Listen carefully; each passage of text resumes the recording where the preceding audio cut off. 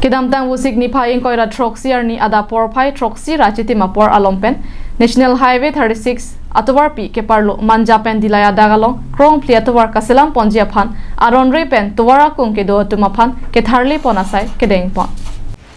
bangso asai NHAI atum pen chepatir pi ponsi krong pli towar kaselam kapang chengji aphan manja bypass pen dilayan kileng thor atovar akung along aronre pen kedo atum aphan jasemet kulat so kachubi atum pen chenglok baribi thung apai song an ketharle asai deng ponlo krong pli atovar along pen meter crep ho angbong kedo kulat lapen pai song an keparu asai deng ponlo kedamtang penangan arni pen NHAI atum pen policy bangso asai ing samjin pen pichun ponlo central line पे 15 metre दोनों side